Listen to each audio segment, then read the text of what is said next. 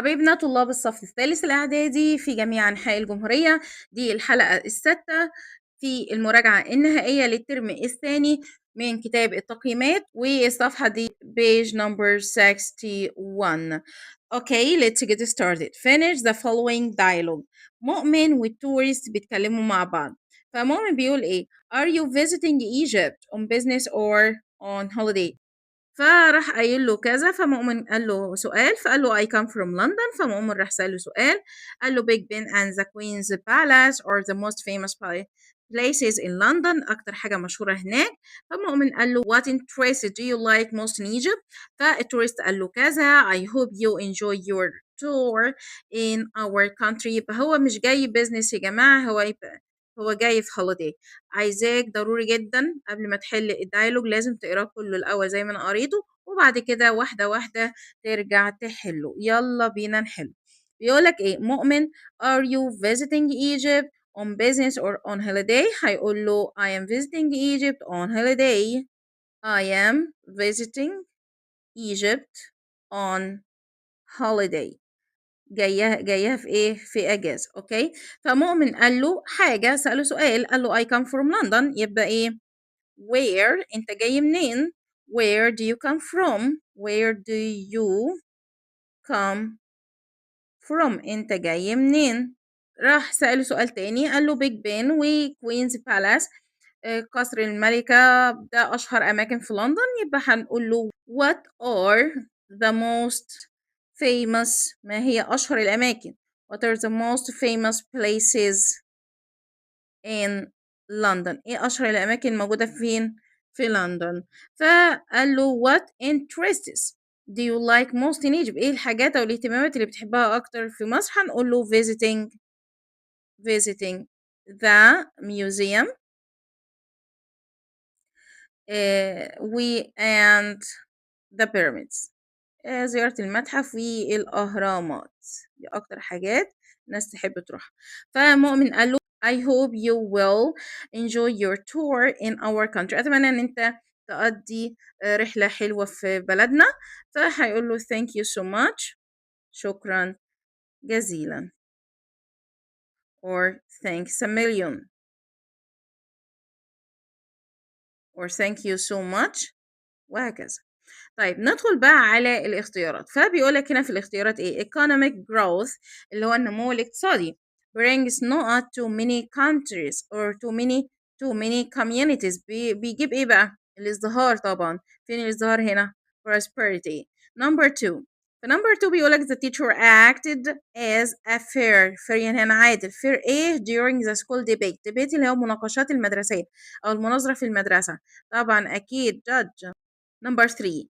It's important to note the main points when giving a presentation. لما تيجي تعمل presentation هتعمل ايه على النقط المهمة؟ طبعا emphasize.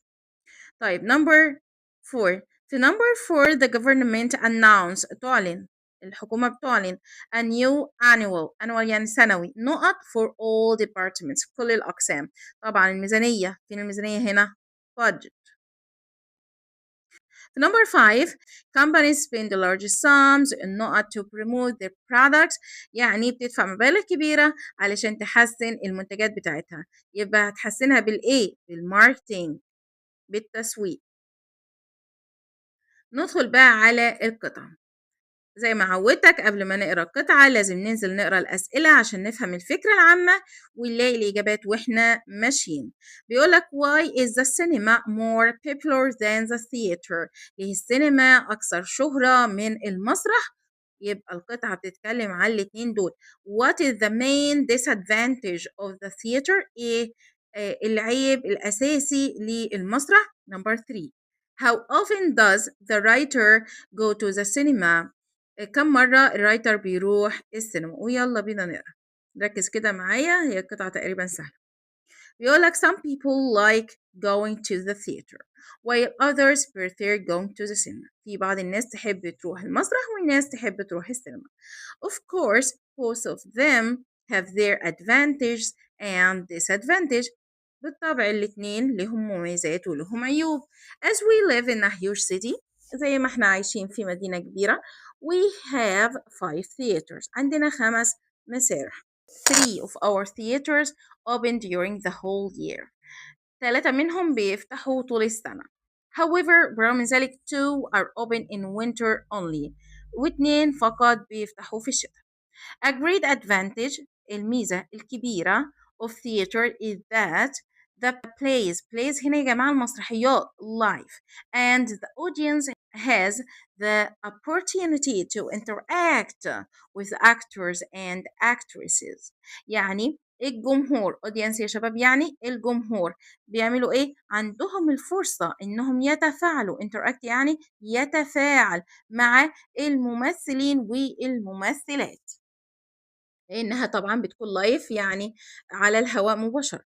However برغم ذلك the main disadvantage والعيب الأساسي خلي بالك ده إجابة سؤال من شوية. The main disadvantage of going to the theater in our city is that it's necessary to buy tickets in advance. تشتري من المهم إنك تشتري تذاكر in advance يا شباب يعني مسبقًا، يعني قبلها لازم تحجز التذاكر، مش بتدخل كده على طول.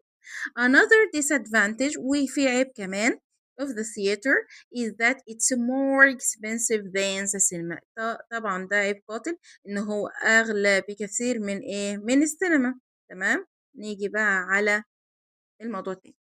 Today there is a cinema in almost every town.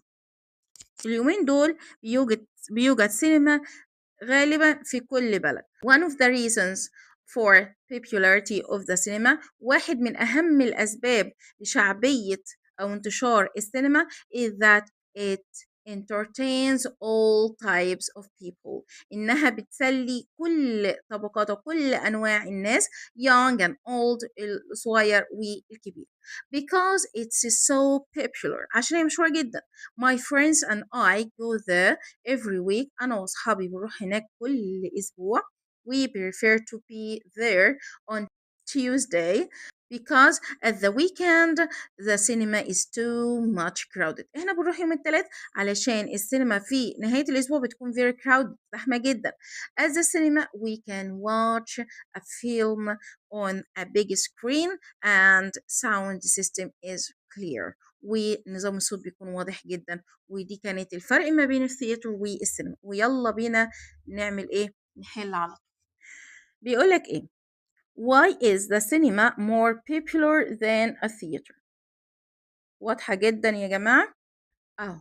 لأن السينما اهي one of the reason واحدة من الحاجات the cinema is that it entertain all types of people young and old اهي.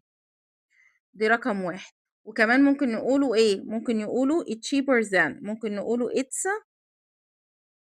cheaper أرخص than the theater بمنتهى البساطة. طيب تعالى بقى في number 2 what is the main disadvantage of the theater؟ ايه أكتر عيب موجود في الثياتر؟ أنا لسه قارياها من شوية أهو. The main disadvantage of going to the theater in our city is that it's necessary to buy tickets in advance. إن أنت بتشتري التيكتس قبلها بشوية ودي رقم 2. نيجي بقى على number 3 how often does the writer go to the cinema؟ كم مرة بيروح؟ نقوله every ايه؟ every week. تمام. ندخل على الاختيارات. The writer lives in a city large. The cinema is a than the theater cheaper. سائلة. تعالى في الرايت سهل جدا الرايت نغير بس اللون ويلا بينا. هاجر said to ندى هاجر بتقولي ندى sleep early to get up early. نامي بدري عشان تقومي بدري. قال لك استخدم told. طبعا زي ما انت عارف ادي فعل الكول او جملة الكول اهي وعندك جملة المباشر وعايزك تحول الجملة دي من المباشر لغير المباشر. هنقول ايه؟ هنقول هاجر. شوف انا هعملها ازاي. هاجر said to هتتحول لتولد. هاجر اخبرت مين؟ اخبرت ندى. ماشي. طيب عندك ايه علامتي تنصيص هشيلهم. طيب الجملة اللي بعد علامتي التنصيص جملة ايه؟ جملة أمرية or instructions.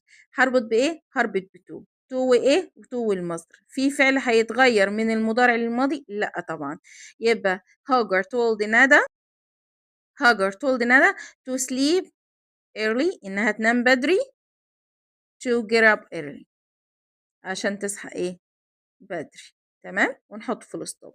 تعالَ بقى في رقم 2 هنغيّر اللون عشان يبقى إيه واضحين من بعض. في رقم 2 she said to رنا هي قالت رنا don't go out ما تطلعيش برّه. خلي بالك ده جملة أمرية منفية، هنشوف هنعمل إيه.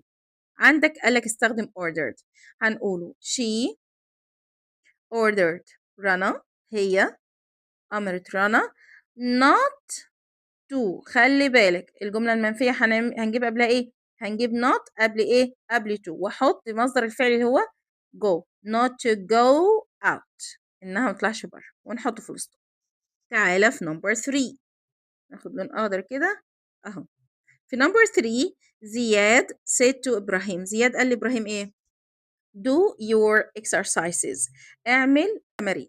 فقال لك advice يعني نصح. يبقى هنقوله إيه؟ هنقوله زياد.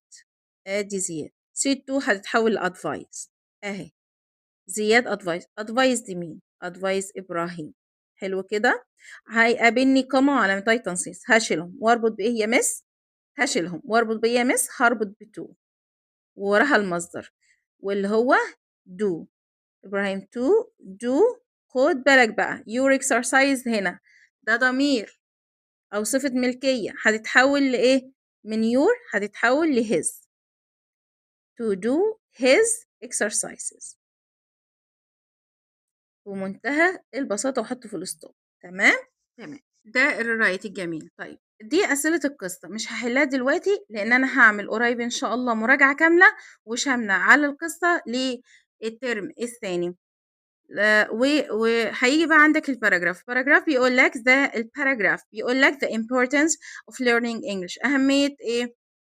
دراسة أو أهمية تعلم اللغة الإنجليزية. الباراجراف ده هتعمله عندك في الكومنتس وهشوفه إن شاء الله علشان أقيمه لك وأدي لك درجة. تمام؟ لو استفدت اعمل شير ولايك وسبسكرايب عشان يوصلك الجديد وخاصة يوصلك فيديو المراجعة النهائية بتاعت ليلة الامتحان لأنها مهمة جدا. واستودعكم الله والسلام عليكم ورحمة الله وبركاته.